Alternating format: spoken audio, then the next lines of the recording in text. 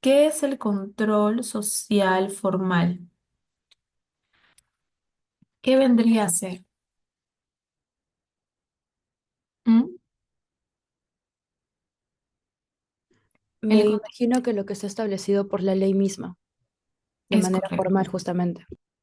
Ya está bien. Es correcto, ¿no? El control informal es aquel control que se va a dar en base a los usos y costumbres que establece una sociedad. Por ejemplo, saludar. Cuando uno llega a un lugar, debe saludar. Cuando uno se despierta, debe saludar. Entonces es una forma de mantener como que una regla tácita. ¿De acuerdo? En cambio, en el control social formal, esto va a estar regido por la norma. ¿De acuerdo? Y es ahí donde entra el derecho penal. ¿Y para qué se crean estas reglas y estas normas? Para poder mantener un equilibrio dentro de la sociedad. ¿Conforme?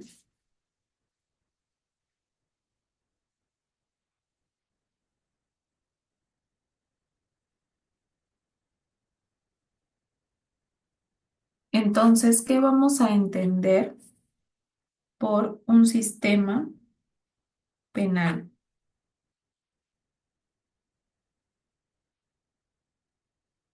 El sistema penal va a ser o va a venir a ser un instrumento de control que es usado en todo proceso de criminalización. Lo que sucede es que cuando nosotros estamos dentro de una sociedad, ¿no es cierto? Queremos que las personas se comporten de cierta manera. Y una forma de lograr esto es a través del uso de sanciones o de penas, ¿de acuerdo? Para que las personas ante ello dejen de cometer delitos. Eso es el sistema penal, es un instrumento que va a ser usado para un proceso de criminalización. ¿Y qué vendría a ser el derecho penal?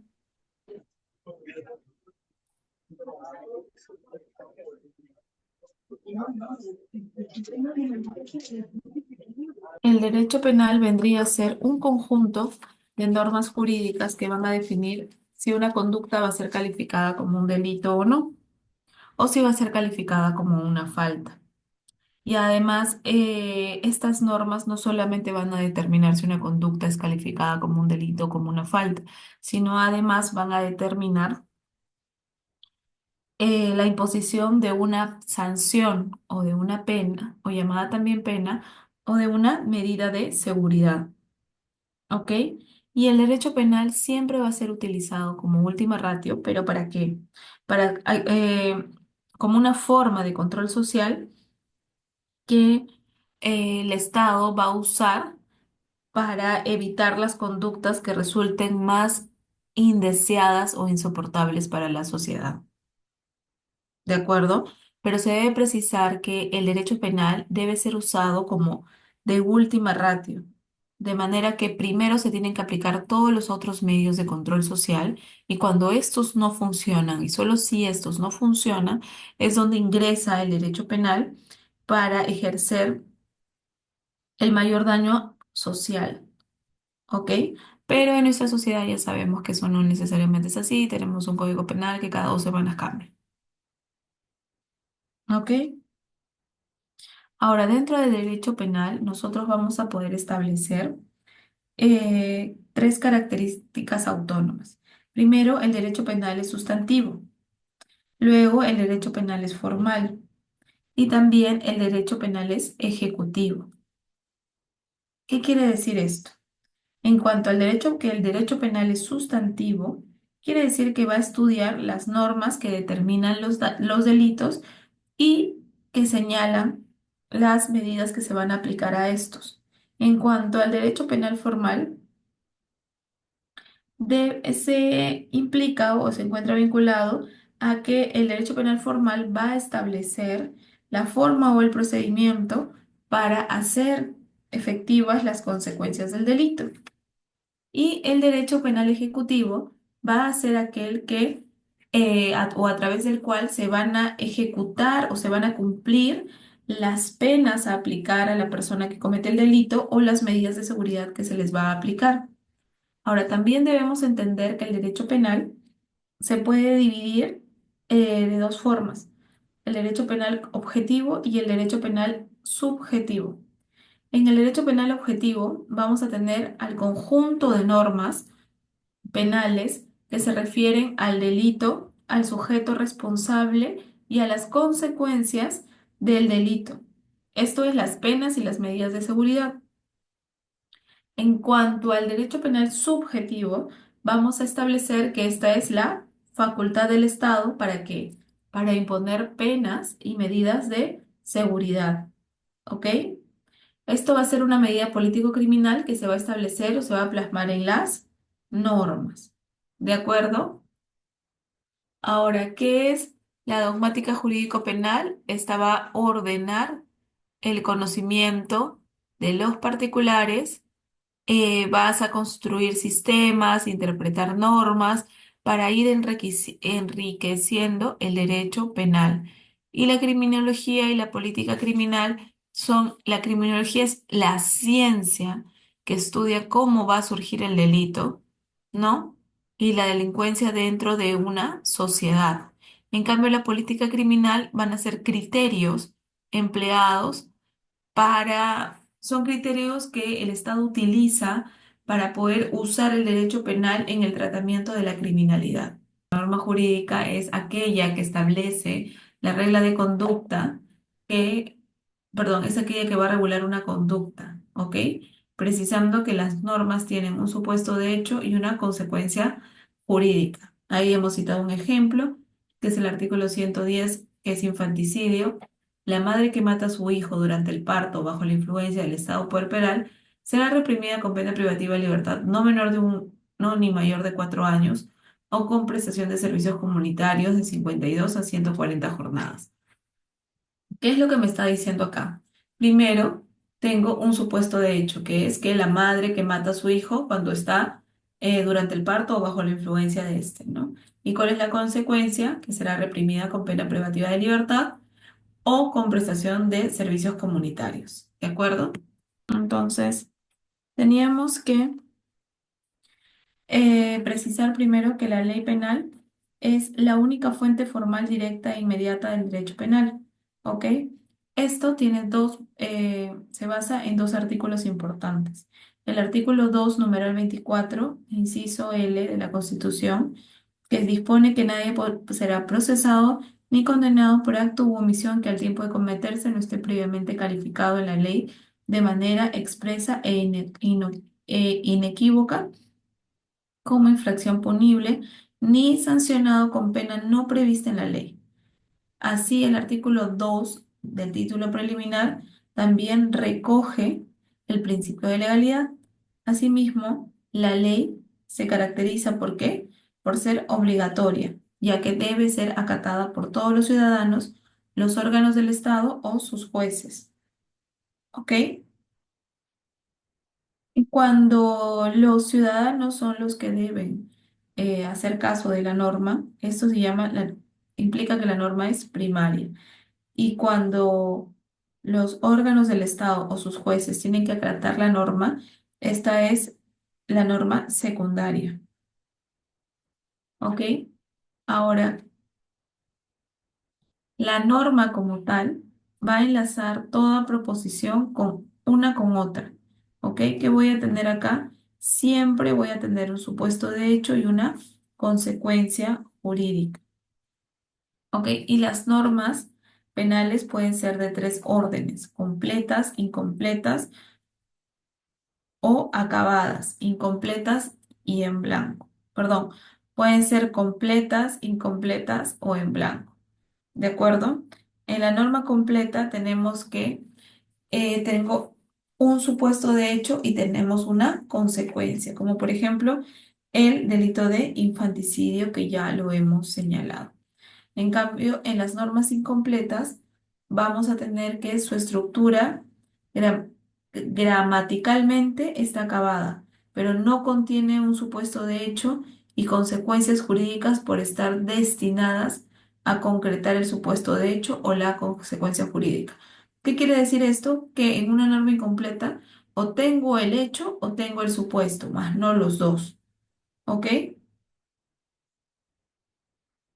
Por ejemplo, un ejemplo de norma jurídica incompleta es la parte general del Código Penal. ¿Por qué? Porque establecen causas de justificación o de inculpabilidad, pero necesitan de otra norma para poder tener todo el panorama completo. ¿De acuerdo?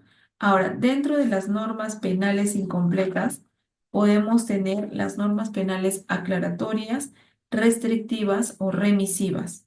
¿De acuerdo? Las normas penales aclaratorias van a ser aquellas que presiden y determinan el supuesto de hecho, delimitándolo o completándolo. Por ejemplo, el artículo 16 del Código Penal establece que debe entenderse por tentativa. En cambio, las normas penales restrictivas son aquellas que van a estar destinadas a exceptuar de las reglas determinados casos o determinados supuestos. Por ejemplo, la causa de justificación o de inculpabilidad descrito en el artículo 20 del Código Penal. Y las normas penales remisivas van a ser aquellas que dentro de este tipo de norma eh, se busca evitar la repetición, como por ejemplo el artículo 21 del Código Penal que habla sobre la imputabilidad e imputabilidad atenuada. Ok, en las normas penales en blanco son aquellos supuestos excepcionales en los que la norma no va a expresar completamente los elementos específicos del supuesto de hecho de la norma. Por ejemplo, en el artículo 246 del Código Penal establece el delito de intermediación financiera realizada sin la autorización de la autoridad competente. ¿Por qué? Porque en este caso, el material prohibitivo lo va a determinar otra ley de igual o mayor rango legal, ¿de acuerdo? O de inferior rango.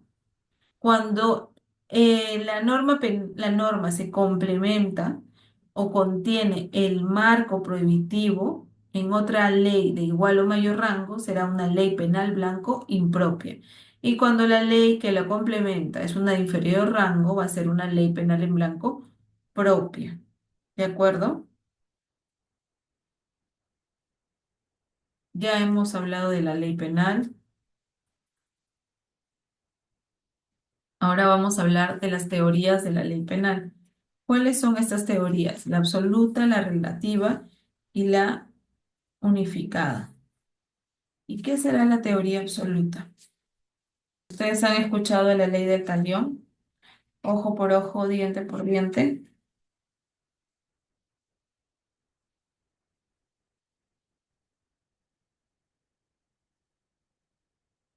En la teoría absoluta yo voy a entender que la pena es la retribución por el delito cometido.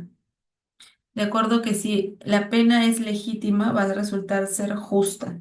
¿Ok? Ustedes han escuchado esto que dice ojo por ojo, diente por diente. Perfecto. Esa es la ley del talión. ¿Qué quiere decir? Yo tengo que buscar hacerle el mismo daño, generar el mismo dolor para que pueda resarcir el daño causado. ¿De acuerdo? Ahora, ¿qué es la teoría relativa? La teoría relativa o de prevención ya no busca tener como finalidad la pena para hacer justicia, sino para proteger a la sociedad. ¿De acuerdo? ¿Por qué? Porque la pena lo que va a buscar es evitar la comisión de delitos a futuro. ¿De acuerdo? Y esta va a estar compuesta por la prevención general y por la prevención especial. En la prevención general, la pena va a operar sobre la colectividad y va a servir ¿para qué? Para intimidarla y está dirigida a toda la sociedad con la finalidad de que sus integrantes no cometan delitos. ¿De acuerdo? Y este tipo de prevención va a actuar en un primer momento como intimidando a los delincuentes como una prevención general negativa. ¿Qué quiere decir esto? Que lo que tendría que decir la pena es, oye, ¿sabes qué? Si tú cometes este delito vas a terminar encarcelado. Y eso debería bastar para que la persona se disuada de ejecutar la conducta delictiva que quiere hacer. Ahora, dentro de la prevención general tenemos tres etapas. Primero va la amenaza generalizada de la pena, que está dirigida a toda la sociedad. Luego está el dictado de la sentencia, a través de la cual se generaría una intimidación generalizada. Y finalmente está la ejecución de la pena para que el sufrimiento del delincuente produzca un sufrimiento generalizado y en ese marco ya no se cometa ningún tipo de delito. ¿Ok? Entonces, tenemos que la teoría relativa o de la prevención le van a otorgar una utilidad social a la pena y buscan que las personas no cometan los delitos, ya sea a nivel de sociedad o a nivel personal. ¿Ok? Entonces, lo que va a buscar la pena ya no es la sanción en sí, sino la prevención de comisión de delitos. ¿Conforme? Y dentro de esta teoría de prevención general, perdón, de esta teoría relativa, nosotros tenemos la prevención general y la prevención especial. La prevención general es cuando esta prevención va dirigida a todo el colectivo, ¿de acuerdo? ¿Para qué? Para que no cometan ningún tipo de delito. Para la prevención especial, esta ya no va dirigida a la colectividad, sino va dirigida al individuo en particular. ¿Para qué? Para que se le impone la pena al delincuente, para que éste no vuelva a cometer delitos en el futuro. ¿De acuerdo? Entonces la pena va a estar dirigida a qué? A influir directamente sobre la persona que cometió el delito, ya sea reeducándolo, resocializándolo o integrándolo a la sociedad. ¿De acuerdo?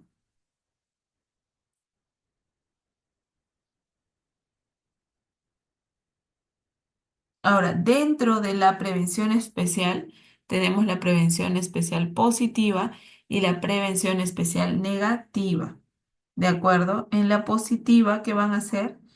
A Voy a buscar, como ya les dije, reeducar al delincuente. En cambio, en la negativa, en la prevención especial negativa, lo que voy a hacer es retirarlo al delincuente de la comunidad para que no vuelva a cometer más delitos. Y también tenemos la teoría mixta. ¿Ok? Que van a identificar a la pena como justa y útil. Entonces, esta teoría va a establecer que la pena debe reprimir conductas, pero tomando en cuenta la responsabilidad de la persona y la proporcionalidad de la pena en relación al hecho delictivo. ¿Ok? Para que esta pena pueda ser útil. ¿De acuerdo?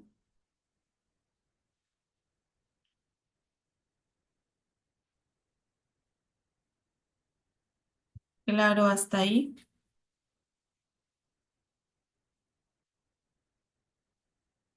Entonces tenemos que en las teorías de la pena tenemos a la teoría absoluta, a la relativa y a la mixta. ¿Conforme? Ahora vamos a hablar del principio de legalidad. ¿Qué entendemos por el principio de legalidad?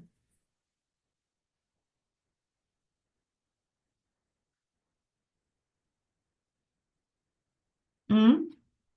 Primero, el principio de legalidad, ¿qué va a ser? Primero es un principio fundamental que representa una garantía de la libertad personal, política y jurídica de los ciudadanos. Y este principio de legalidad lo que va a hacer es limitar el poder penal estatal. ¿Ok? ¿Por qué? Y además el principio de legalidad establece claramente que si no hay delito, no hay pena. Perdón, no hay delito ni pena sin una ley. ¿Ok? Y nadie será procesado ni condenado por acto u omisión que al momento de cometerse no estaba tipificada como delito. ¿De acuerdo? Ahora, las garantías que implica el principio de legalidad son, la ley penal debe ser redactada con la mayor precisión posible, nulo crimen sin ley. Toda conducta delictiva debe estar regulada en la ley.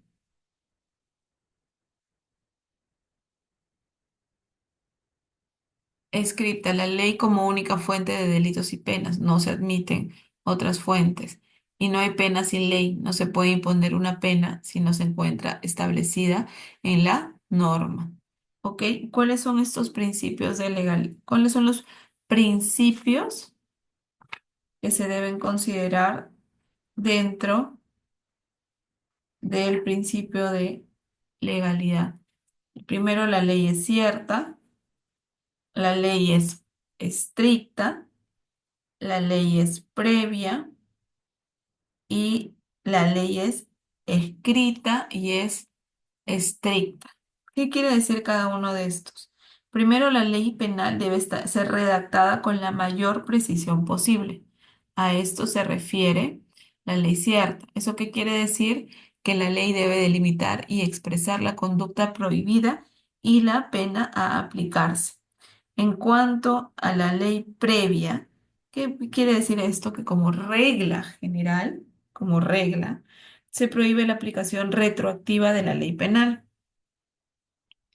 Y la ley escrita implica que no existe delito ni pena si es que no está escrito, ¿ok? No se admite la costumbre en la aplicación de las penas. Y además, y la ley estricta prohíbe aplicar la ley penal por analogía. Cada caso es único y por ende la ley no se puede aplicar como querramos ni por analogía, sino solo se va a tomar en consideración lo dispuesto en el Código Penal y en el Código Procesal Penal y las normas este, que lo acompañan. ¿Ok? Ahora vamos a hablar de otros principios.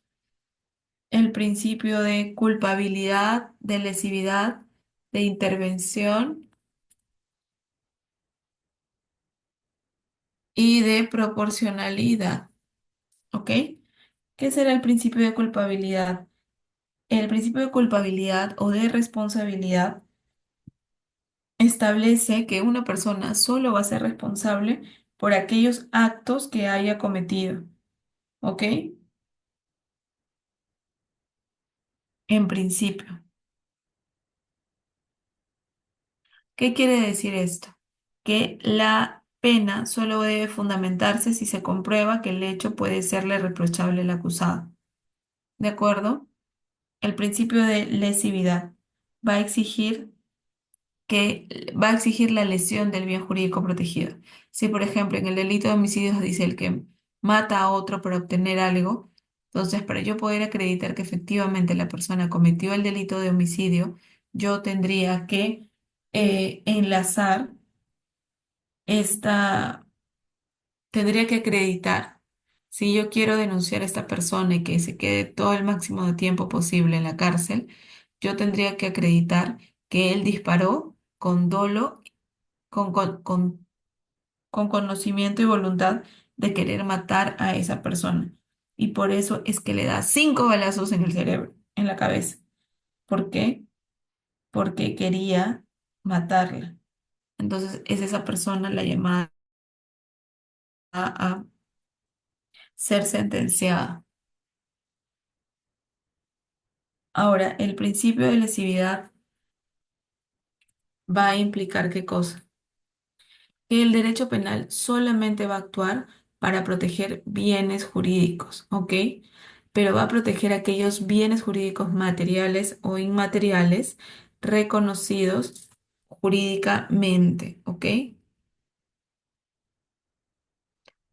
Ahora, ¿qué vendrían a ser los bienes jurídicos? Los valores fundamentales y predominantes de toda sociedad que protege los derechos humanos, ¿ok? Ahora, ¿cuál será el principio de intervención mínima? Lo que quiere decir el principio de intervención mínima es que el derecho penal no puede regularlo todo. Como vimos al inicio, el derecho penal única y exclusivamente va a intervenir cuando los otros sistemas del derecho no hayan funcionado. ¿Qué quiere decir? Que el derecho penal única y exclusivamente va a funcionar de última ratio. ¿De acuerdo? Y el principio de proporcionalidad establece que la pena debe ser proporcional a la gravedad del hecho, ¿de acuerdo? Tanto por la jerarquía y respeto al bien jurídico afectado, como por la intensidad del ataque al mismo bien.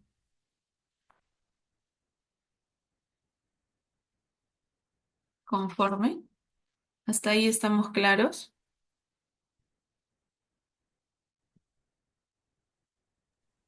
Ahora, Todo ¿cuál claro, es? doctora. Gracias. Ahora, ¿cuáles son los ámbitos de aplicación de la ley penal? El ámbito espacial, perdón, debería decir espacial. Espacial, el temporal, el personal y el ámbito internacional de vigencia de la norma. ¿Qué quiere decir cada uno de estos?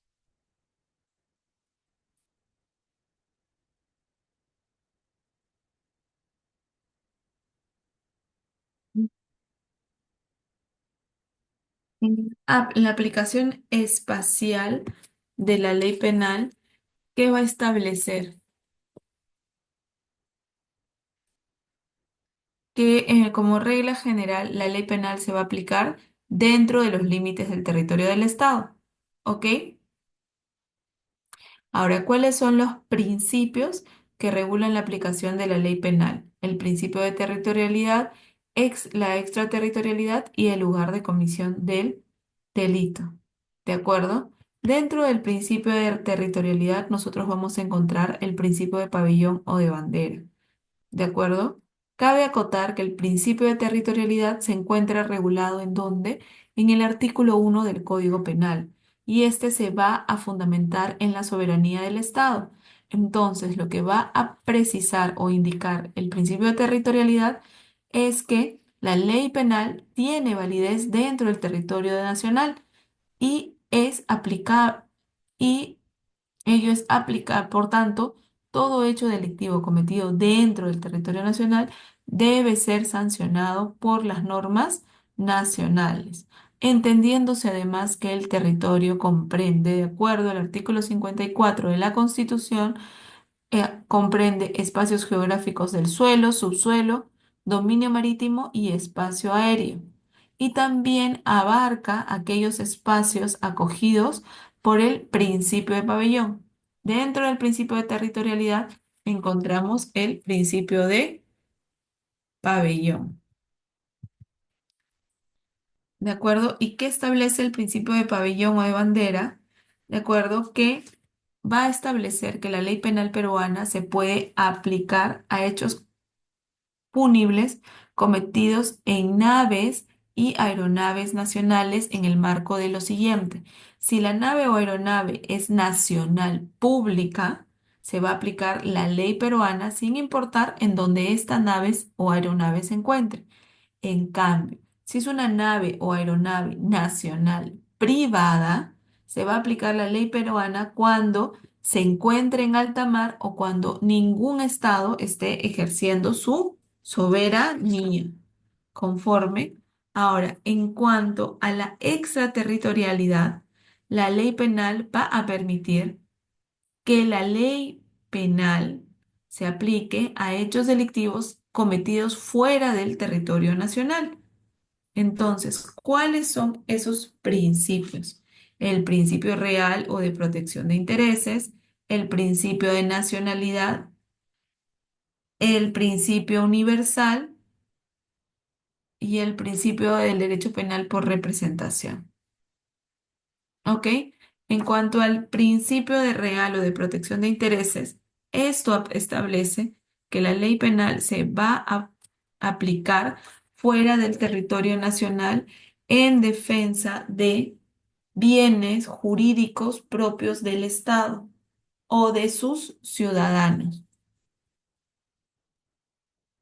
Ya, y este principio se va a aplicar cuando nos encontremos a delitos que afecten la seguridad o la tranquilidad pública o conductas tipificadas como delito de lavado de activos siempre que los efectos se den en el país. También se va a aplicar a delitos que agravian la defensa nacional, los poderes del Estado, el orden constitucional, el orden monetario y las infracciones cometidas por funcionarios o servidores públicos. ¿De acuerdo? El principio de personalidad o de nacionalidad te va a permitir aplicar la ley peruana a, por hechos cometidos por o contra ciudadanos peruanos en el exterior. Aquí vas a tener el principio de personalidad activa y el principio de personalidad pasiva. Cuando estamos ante el principio de personalidad activa, aplico la ley al nacional que comete un hecho punible en el extranjero y aplico el principio de personalidad pasiva a un extranjero que comete un delito contra un nacional fuera del territorio de la República. Pero para que pueda yo aplicar el principio de personalidad, deben concurrir tres elementos: que el delito sea susceptible de extradición, que se dé la doble incriminación y que el sujeto pueda ingresar de cualquier modo al territorio de la República. También tenemos el principio universal, que también es denominado de justicia universal, y este va a proteger a todos los bienes culturales del Estado, independientemente del lugar de comisión y la nacionalidad del autor o de la víctima. ¿Ok? Entonces, bajo este principio, se va a permitir al Estado, conforme a los tratados, efectuar o proceder con la sanción que considere pertinente en estos casos.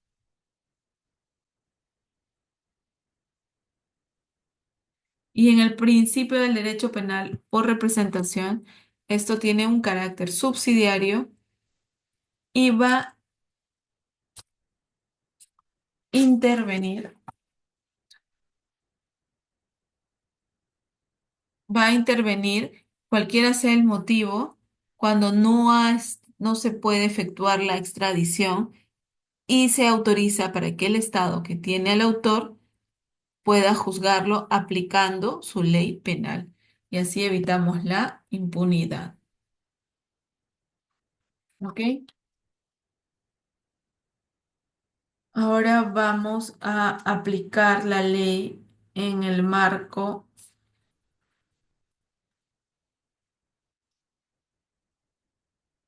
de la ley penal en el tiempo.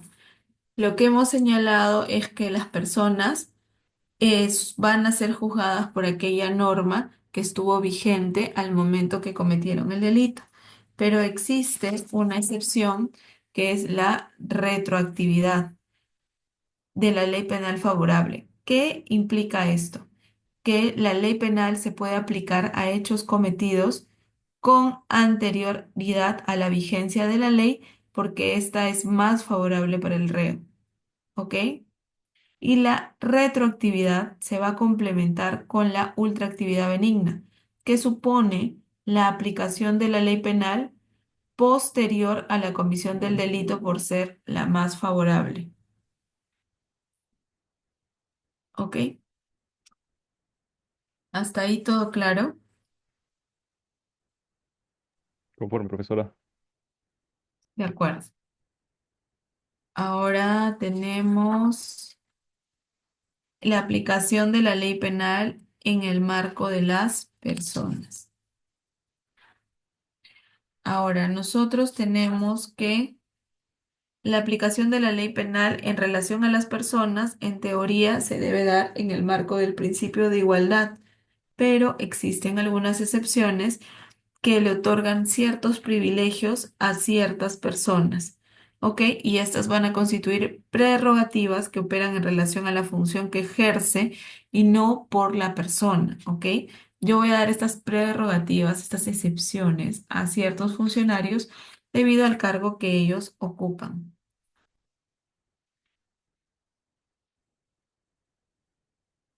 Ahora, ¿cuáles son estos procedimientos a los que se someten estas personas que tienen cargos especiales?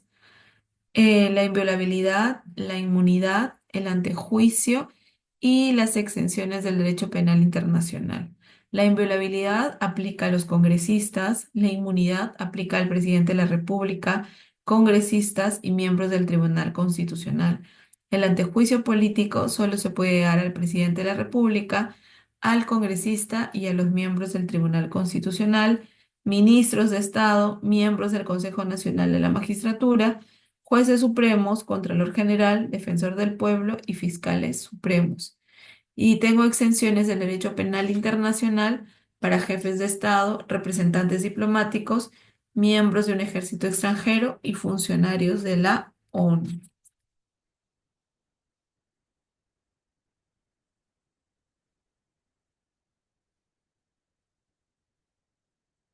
Ahora que aquí estamos viendo el tema de la extradición.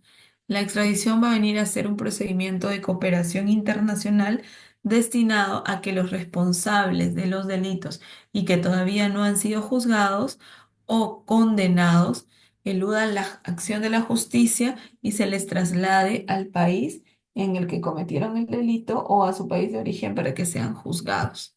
¿Ok? El derecho de asilo, como ya todos sabemos, gracias a él y al Cosito y a su esposa Nadine Heredia.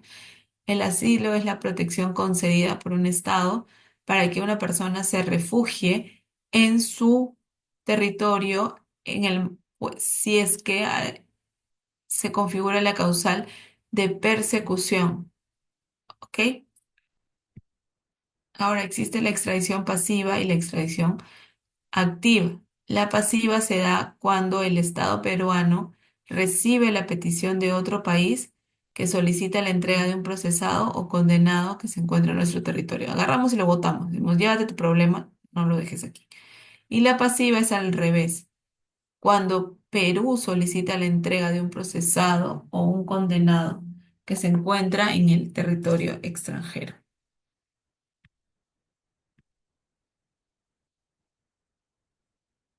Ahora, ¿qué entienden por el momento de comisión del delito?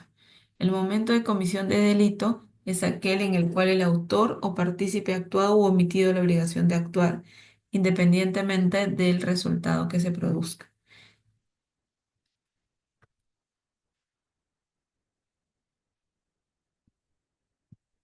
Ahora, ¿cuáles son las excepciones? Eso ya lo hemos trabajado. Y eso sería todo por mi parte. No sé si tienen alguna duda o alguna consulta.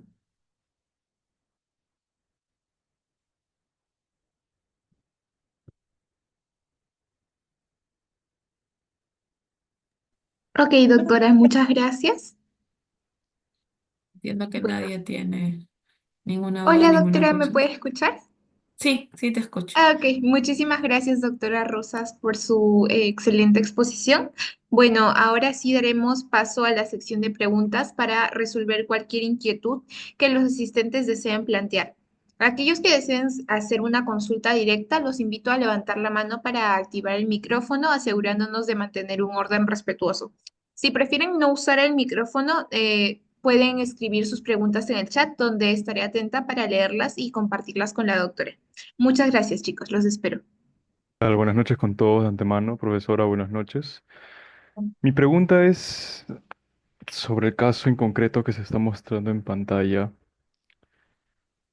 Es sobre qué principio del derecho penal se prima en el caso de Ricardo, considerando que su proceso no ha concluido y la figura penal fue derogada y luego restablecida. Ya, si la figura derogada ha sido restablecida y esta lo favorece, se aplica la figura derogada. Y esta será la ultraactividad, porque la ultraactividad te permite utilizar normas derogadas en hechos que todavía se están procesando.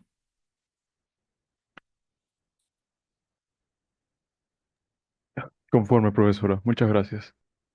Ujú. ¿Alguien más tiene alguna duda?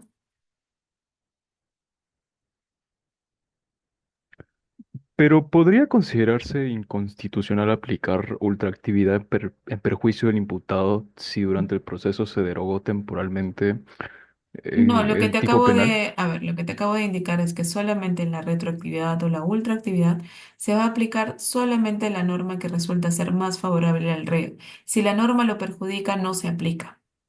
Ah, está ¿Conforme? bien. Sí, conforme. Muchas gracias. Era un Ok. detalle pequeño. Gracias.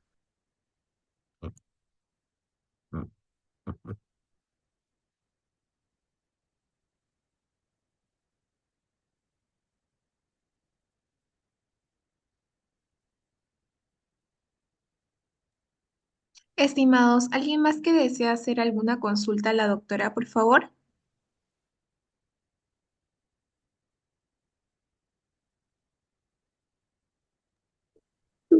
Buenas noches, doctora Tatiana. Ya, ¿cómo estás?